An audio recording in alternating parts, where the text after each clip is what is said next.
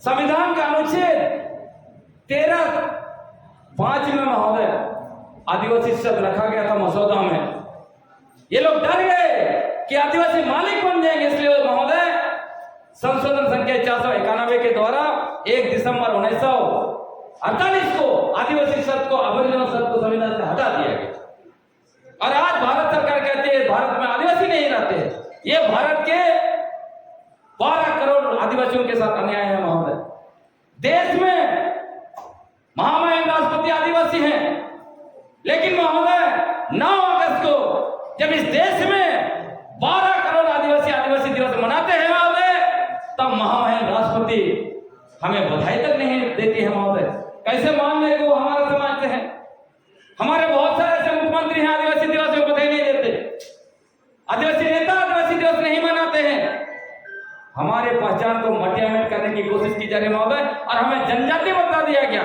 सोचिए, scheduled tribe का क्या हिंदी ट्रांसलेशन जनजाति होगा कि जन होना चाहिए? आदिवासी जन होना चाहिए। जाति सब डाल के वर्ण और जाति में घुसा के हम लोगों को हमारा अस्तित्व मिटाने चाहते हैं ये लोग। इसलिए महोदय हम लोगों को आदिवासी पहचान को कैसे सुरक्षा दिया जाए, वो हमारे चैलेंज है। दूसरा मुद्दा यह है महोदय कि जो 5वीं अनुसूची जिसकी आपने इतिहास थोड़ा बताया, 5वीं अनुसूची को लेकर झारखंड हाईकोर्ट में केस किया गया। 2 केस आए। उन्होंने कहा कि 112 ऐसे ब्लॉक हैं जहां आदिवासियों की जनसंख्या घट गई है, 50% से कम है, इसलिए अनुसूचित क्षेत्र को हटा देना चाहिए, इसको रीडिफाइन किया जाना चाहिए।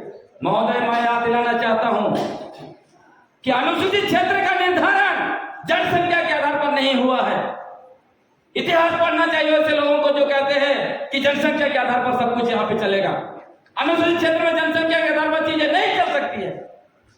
पहली बार अनुसूचित जिला 1874 में घोषित किया गया और उस समय में कानून बना अनुसूचित जिला अधिनियम, और उसमें चुटिया नागपुर, जिसको आज छोटा नागपुर बोलते हैं, और संताल परगना, यही 2 जिले थे।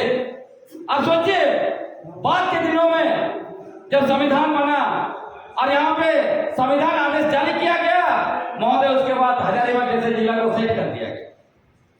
यह अन्याय हुआ है। पूरा का पूरा चुटिया नागपुर ही अनुसूचित क्षेत्र है, यहाँ का आधार जनसंख्या नहीं हो सकता है। अभी परिसीमन आ रही है महोदय, कहते हैं आदिवासियों की जनसंख्या कम हो गया है। कोई कह रहा है पेशा कानून जो है कि काला कानून है, आदिवासियों की जनसंख्या 10% हो गया। बाप रे, जब आदिवासी इलाके में सुप्रीम कोर्ट में राकेश कुमार बनाम यूनियन ऑफ इंडिया में क्या फैसला दिया है महोदय, उन्होंने वहां कहा है ये इलाके आदिवासियों के हैं, ऐतिहासिक रूप से इनके हैं, और बाहरी जनसंख्या यहां आकर भर गई है। महोदय संविधान का अनुच्छेद 19(1) A, B, C, D, E और G का रेफरेंस देते हुए बाहरी जनसंख्या बाढ़ की तरह आ रही है महोदय। लेकिन वहीं देखिए संविधान का अनुच्छेद 19(5) में क्या लिखता है, यदि आदिवासी पर, अनुसूचित जनजाति पर उनका अस्तित्व पर खतरा आएगा महोदय, तो सरकार कानून बनाकर रीजनेबल रिस्ट्रिक्शन लगा सकती है। 24 साल हो गया महोदय, क्यों झारखंड विधानसभा में कानून नहीं बन रहा है बाहरी जनसंख्या को रोकने के लिए? आज बाहरी जनसंख्या बाढ़ की तरह आ रही है, हमारा नौकरी छीन के ले जा रहे हैं महोदय। अभी आंकड़ा आया है, बोलता है झारखंड जो राज्य आदिवासी के नाम से बना, वहां 3.5% आदिवासी नौकरी करते हैं महोदय। अब चले जाइए महोदय सचिवालय, कोई सरकारी दफ्तर चले जाइए, आप उंगली में गिन लेंगे कितना आदिवासी नौकरी करता है महोदय। ये आदिवासियों के साथ अन्याय है महोदय। मैं कह रहा हूं महोदय कि 5वें अनुसूचित क्षेत्र का प्रशासन और नियंत्रण संविधान के अनुच्छेद 244(1) और 5वीं अनुसूची के प्रावधान के तहत होना चाहिए। यहां क्या हो रहा है, झारखंड पंचायत अधिनियम 2001 और नगर पालिका अधिनियम 2011 असंवैधानिक तरीके से लागू है महोदय, जबकि संवैधानिक रूप से बनाए गए पेशा कानून 1996 यहां लागू नहीं हो रहा है। यह दुर्भाग्य है हमारे लिए, झारखंड के लिए कलंक है महोदय। मैं आपको बताना चाहता हूं कि क्यों मैं असंवैधानिक बोल रहा हूं, और मैं आपको यह भी बताना चाहता हूं 22 जुलाई 2021 को झारखंड सरकार के मुख्य सचिव ने माननीय झारखंड हाईकोर्ट में महोदय उन्होंने वहां पे एफिडेविट दायर किया महोदय, और एफिडेविट में लिखा है कि अनुसूचित क्षेत्र में मुख्यमंत्री सहित मंत्रिपरिषद का कोई अधिकार नहीं है। महोदय आप दंग रह जाएंगे उस दस्तावेज को देख के। झारखंड के माननीय सचिव ने यहां भी लिखा है, चीफ सेक्रेटरी मुख्य सचिव ने यहां भी लिखा है कि यहां पर असंवैधानिक तरीके से, गैर कानूनी तरीके से प्रशासन चलाया है महोदय। अब सोचिए, जब 5वीं अनुसूची के तहत सिर्फ और सिर्फ महामहिम गवर्नर को ही अधिकार है, तो यहाँ पे किस आधार पर झारखंड पंचायत राज अधिनियम बनाया गया महोदय और पेशा कानून को सेट किया गया? मैं आपको बताना चाहता हूं, ये जो झारखंड पंचायत राज अधिनियम महोदय ये असंवैधानिक है। यहाँ कैसे असंवैधानिक है? जब 73rd अमेंडमेंट लाया गया इस देश में महोदय 1992 को, उसके बाद बिहार सरकार ने बिहार पंचायत राज अधिनियम 1993 बनाकर अनुसूचित क्षेत्रों में पंचायत चुनाव के लिए ऐलान कर दिया महोदय। हमारे दो सम्मानित वकील जो आज दुनिया में नहीं रहे, डॉक्टर वसुदेव बेसरा और एस गुरु साहब, पटना हाईकोर्ट गए। उन्होंने पटना हाईकोर्ट में चुनौती दिया, कहा कि संविधान का अनुच्छेद 243(m)(1) के तहत समान पंचायत कानून अनुसूचित क्षेत्र में नहीं लागू होता। इसी के आधार पर पटना हाईकोर्ट ने उस कानून पर रोक लगा दिया महोदय। लेकिन झारखंड सरकार का पंचायत राज विभाग आज भी कहता है कि 7वीं अनुसूची में पंचायत राज का विषय है महोदय, इसलिए विधानमंडल को कानून बनाने का अधिकार है। बताइए, आप देख लीजिए 7वीं अनुसूची जब संविधान में बनाया, संविधान बना तो मूल में था, लेकिन आप देखिए जब 73rd अमेंडमेंट आया 1992 में, उस समय में क्यों प्रतिबंध लगा दिया गया? क्यों हमारे जो है कि संविधान निर्माताओं में जो अमेंडमेंट किए लोग प्रतिबंध लगाए? अगर 7वीं अनुसूची का मामला होता तो प्रतिबंध नहीं लगता महोदय।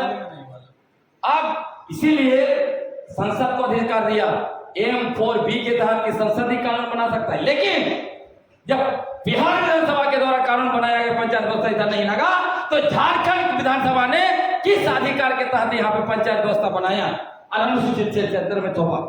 दूसरा महोदय, ये जो JPRA कानून बना है झारखंड पंचायत अधिनियम 2001, उसका धारा 1 उपधारा 2 देखिए, उसमें लिखता है कि ये जो नगर पालिका क्षेत्र, ये जो होगा पंचायत व्यवस्था होगा, पंचायत कानून नगर पालिका क्षेत्र में नहीं होगा महोदय। आप सोचिए कि जहां पे नगर पालिका होगा वहां पे ये कानून नहीं लागू होगा। मतलब संविधान का 5वीं अनुसूची पारा 6(2) के तहत माननीय महामहिम राष्ट्रपति को अधिकार दिया गया अनुसूचित क्षेत्र के निर्धारण का, वो विधानसभा ने निर्धारण किया महोदय, ये असंवैधानिक है। उसके अलावा महोदय, यदि अनुसूचित क्षेत्र के लिए कोई भी कानून बनेगा तो उसका TSC में ले जाना जरूरी है, क्योंकि वो हमारा संवैधानिक बॉडी है महोदय। लेकिन झारखंड पंचायत राज अधिनियम को TSC में नहीं लिया गया, उसके बावजूद उसको लागू किया गया। आपको मैं यह भी कहना चाहता हूं कि पेशा कानून के तहत अंतर्गत राज्य सरकार कानून बना सकती है, लेकिन JPRA में पेशा का कोई रेफरेंस नहीं है। स्पष्ट है, पेशा कानून अलग है, झारखंड पंचायत राज अधिनियम अलग है। तब सवाल उठता है, जब दो कानून एक इलाके में लागू होंगे, टकराएंगे, तब क्या होगा महोदय? संविधान का अनुच्छेद 254 पढ़ लीजिए, उसमें स्पष्ट है कि संसद का कानून लागू होगा। यदि संसद का कानून को नहीं लागू करना है, विधानसभा को कानून को लागू करना है, उस स्थिति में महोदय महामहिम राष्ट्रपति से अनुमति लेना पड़ेगा।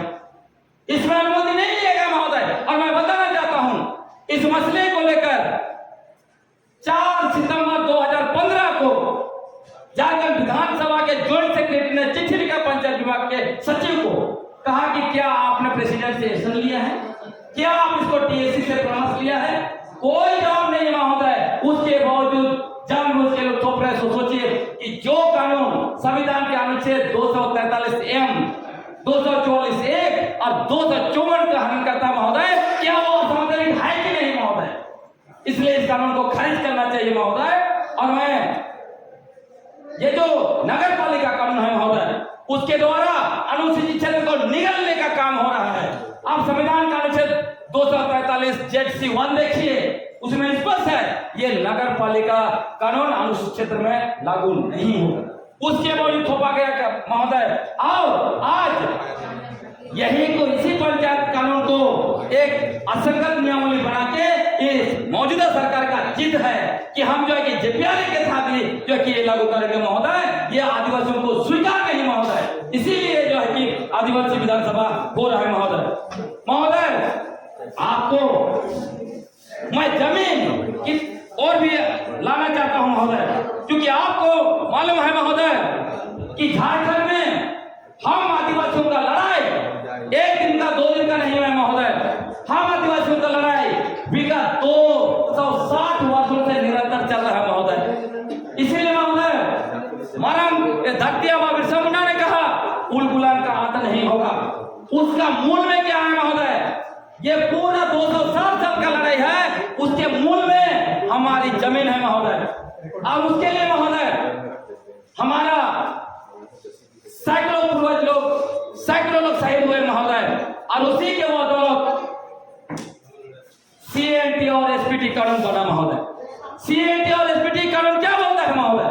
आदिवासी का जमीन का आदिवासी नहीं ले सकता है। तो महोदय यह बताया जाए तो किस आधार पर पूरे झारखंड के आदिवासियों की जमीन पर बाहरी लोगों का बड़ी इमारतें खड़ी हो रही है, बड़ा स्कूल खुल रहा है, बड़ा हॉस्पिटल बन रहा है आदिवासी जमीन पर, और यहाँ की सरकार जो हमारी सरकार है वो कुछ नहीं कर रही महोदय। जमीन नहीं रहेगा तो हम आदिवासी लोग खत्म हो जाएंगे महोदय।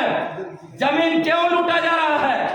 जमीन इसीलिए लूटा जा रहा है क्योंकि सीएमटी एक्ट में एक व्यक्ति अपना जमीन को बेच देता है।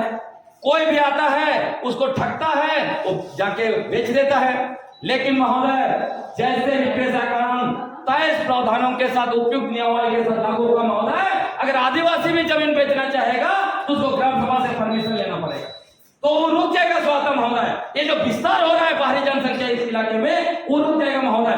और उसके बाद जो आदिवासी जमीन को दूसरे लोग लिए है गैर कानूनी तरीके से महोदय, वो जमीन भी ग्राम सभा वापस कर सकता है। इसीलिए लोग नहीं लागू करना चाहते हैं महोदय। आपको मैं वो ये कहना चाहता हूं कि देखिए लागू करने पर महोदय पेशा कानून के तहत ग्राम सभा को अधिकार है। अभी क्या हो रहा है महोदय? हम लोग पेपर में पढ़ते हैं कि रांची जिला में 50 अवैध जो क्रशर चल रहा है महोदय, 60 अवैध क्रशर चल रहा है महोदय। जहां पे सरकार है, जहां पे पुलिस हेडक्वार्टर है, जहां पे पूरा प्रशासन है महोदय, वहां किसका हिम्मत है जो पहाड़ के ऊपर में क्रशर चला रहा है महोदय? बालू का मामला है, बालू में मतलब ग्राम सभा का अधिकार महोदय। जो ये लोग नियमावली बना रहे हैं महोदय, उसको भी 1 नंबर और 2 नंबर बालू है। 1 नंबर जो घटिया किस्म का है, जहां कम बालू निकलेगा महोदय, उसको ये लोग दे रहा है ग्राम सभा, और 2 नंबर जिसमें ज्यादा बालू निकलेगा उसको हैदराबाद की कंपनी को ऑप्शन कर रहे हैं महोदय। ये हम लोग के साथ अन्याय है महोदय। 5वां अनुसूचित क्षेत्र में पेशा कानून के तहत शराब की खरीद बिक्री बिना ग्राम सभा की अनुमति के नहीं हो सकता है। लेकिन अभी सरकार दंड शराब बेच रही है महोदय, आदिवासियों को शराब पिलाया जा रहा है और उनके जल जंगल जमीन को लूटा जा रहा है, सबको लूटा जा रहा है महोदय। ये षड्यंत्र है, इसीलिए लोग पेशा कानून लागू नहीं करना चाहते हैं महोदय। इसलिए महोदय हमारा निवेदन होगा कि इसको जो है कि हम लोग पारित करेंगे, और जो है कि हम लोग सरकार को बुलाएंगे। महामहिम राजपाल लोग कहेंगे वो कस्टोडियन है, इसलिए वो इनको पारित करें। मैं महोदय आपका समय के लिए बहुत धन्यवाद। और भी सदस्य बात रखेंगे।